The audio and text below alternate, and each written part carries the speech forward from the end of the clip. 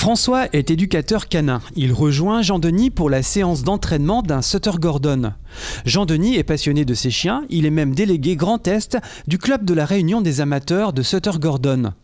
Le 19 mai, il organisera au centre socio-culturel et sportif d'Elsenheim la nationale d'élevage du Setter Gordon. Cette rencontre a lieu tous les ans dans l'un ou l'autre des villages de France. La nationale d'élevage consiste à décerner le CACS. Mais qu'est-ce que c'est ?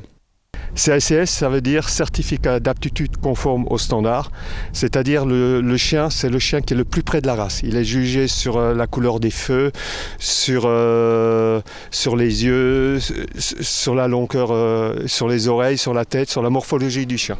Le jour du 19 mai prochain sera mis en jeu le CACS de la Société Canine Centrale.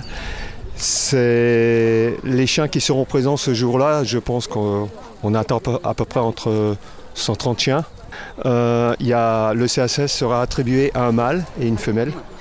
Et le mâle et femelle qui auront obtenu le CACS pourront prétendre, je dis bien pourront prétendre, au titre de champion de France de conformité standard.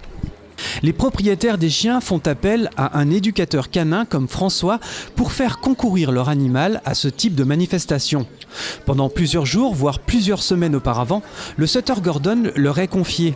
L'animal est jugé en fonction des standards de sa race qui sont définis selon une série de critères physiques et comportementaux. Les Setter Gordon sont des chiens de chasse. Les éducateurs canins doivent donc développer leur aptitude avant les concours.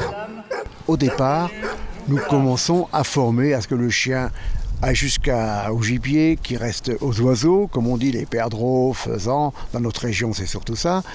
Et grâce à l'obéissance, on commence à le faire arrêter, à ce qu'il reste sage quand les oiseaux volent, au coup de feu, parce qu'on tire un coup de pistolet d'alarme en l'air.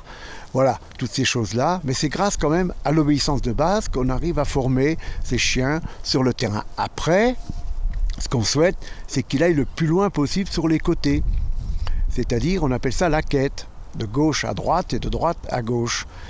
Donc là, ça devient un peu plus pointu. Il faut vraiment que le chien soit bien éduqué, qu'il ait un bon rappel pour pouvoir le driver, comme on appelle ça.